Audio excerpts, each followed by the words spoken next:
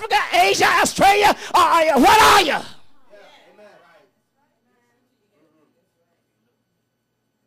Somebody needs to know.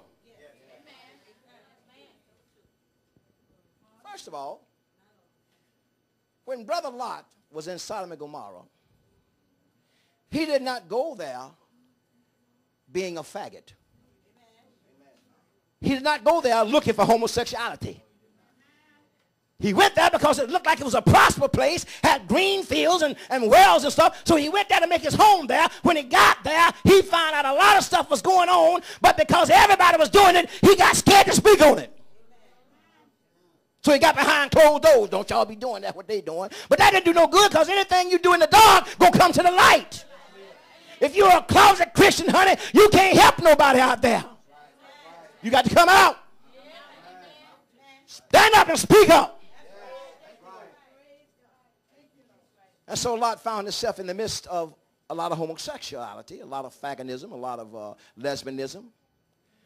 And because the government of the people was going for it, he shut his mouth. What did he do to fight it? He sat at the door. He sat at the gate every day. His little part was to hope he can stop them from going into Sodom and Gomorrah, because they knew there was a lot of mess going on. He sat at the gate. Where you going? Don't go there. Scared to speak out, because notice when the angels came, he said, no, don't go there. No. And they said, are we going? He said, well, don't sleep in the street. Come on in my house. He knew that they go to sleep in the midnight hour, especially if they weren't angels. They wake up, the clothes be off them. We're talking about men too. Yeah, violated. Why? There ain't no shame in saying that. They were violating them. So he said, come in my house, man. Come behind closed doors, because there's a mess out there, and I don't want you out there in the street. What's going on? Now, if you read the story, you're going to find out when they found out those guys were there, they wanted to break in the man's house. That didn't do good enough. They wanted to beat the man down, give him a beat down, because we want them boys you got in there. They look pretty good to us. So the man of God not know what to say. He said, listen, I got some daughters, man. They ain't never touched a man. I don't know what they've been touching, but they never touched a man. Had him. They said, we don't want no girls. We want some boys out here. We want them boys out here. We want the men you got in there. You either send them out here, or we coming in there, and we're going to give you a beat down, because you trying to tell us what to do. We know what we want to do. Same thing going on right now. Our president said, you said he's going to be. I didn't tell you. I didn't elect him. I helped elect him, yeah. We traded something, though. He was the best thing out there at the time. But some of that stuff he's doing now, he's not led of God. You don't give faggots. I want this on YouTube. And lesbians the same right you give a woman and a man when they get married. You don't do it. That's against God's law. That's against God's law. That's against God killed people behind stuff like that. I don't care if you are named Obama. That's a lying devil from the pits of hell. You give them the same benefits. And one man told me, a young man told me, he said, do you understand that Fort Pierce is run over with lesbians, women licking on women? Yeah, I got real with it. That's what they're doing. And they're attempting to go with, can't go with them like a man, so they use options. They're attempting to go with other women. The devil is a liar. If God didn't make you that way, why are you trying to be like that?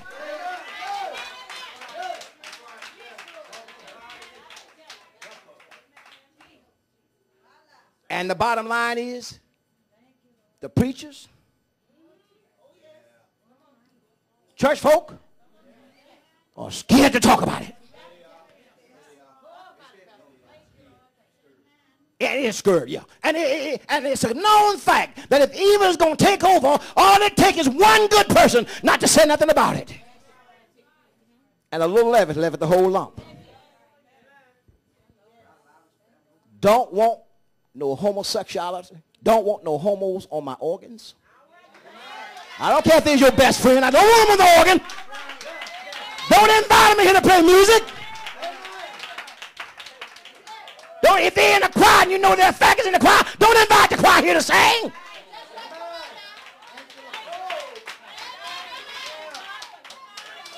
don't do that, ladies and gentlemen. That's wrong.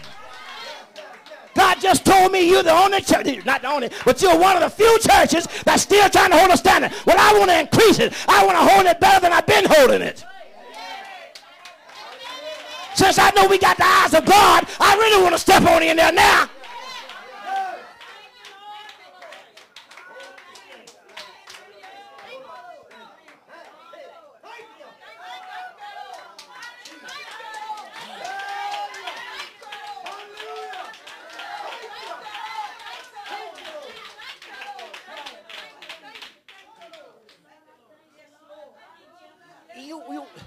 It's going to take some boldness to cry out against what is going on. I know it's trapping me because when I talk about homosexuality, I was thinking, don't put it on YouTube. Devil is a liar. They need to put it on there, brother. Homosexuality is a demon from hell, and lesbianism is too. And you need to understand, if you practice it, I don't care what nobody says. God love everybody. He love every soul. But the soul that sinneth, it shall die. It shall die. God said so.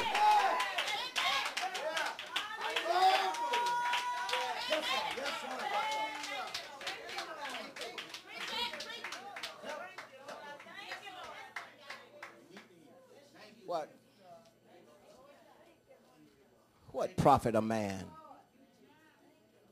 to gain the whole world?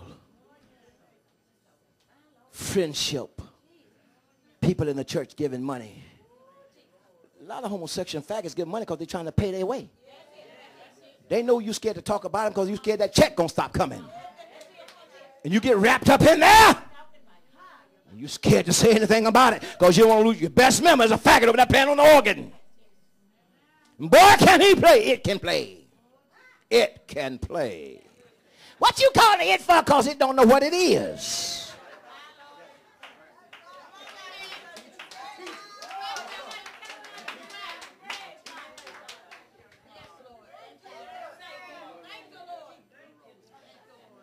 Jeremiah, the 7th chapter. Now, we're not going to speak to you long, but there are going to be many times we're going to have to speak up. Let me tell you, ladies and gentlemen, listen to me. Listen to me.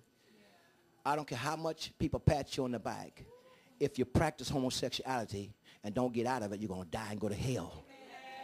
And there ain't no gate waiting to clean you up. You got to get cleaned up right here, right now. Ain't nobody on the sideline talking about before you get in hell, I'm going to clean you up. No. You either do it or you die in it. And if you die in it, you're going to go to hell. I don't care who. And can't nobody pray you out of purgatory. Ain't no purgatory, no hell now. Ain't no holy stall. It's hell now. And the same thing applies to lesbianism and homosexuality. Ladies and gentlemen, I don't care who they are. If you practice that stuff, you're wrong. I don't care if your best friend is a preacher. You're still wrong. And if the preacher don't cry about it, he's going to die and go to hell. What's wrong with you? The Bible says God's against those people who not only don't do it, but have pleasure in those that do it. I don't do it, but that's my best friend. God said, you better watch yourself. You're going to die like they die. You're going to die like a fool dies. Even if you don't practice it. And you got to watch it, saints. Now, you understand? I ain't mad with nobody. I love everybody. But I'll tell you right now, if God hadn't told me, I wouldn't be doing this today. But I not only love God, but I fear God. And the truth of the matter is, if somebody don't start crying out,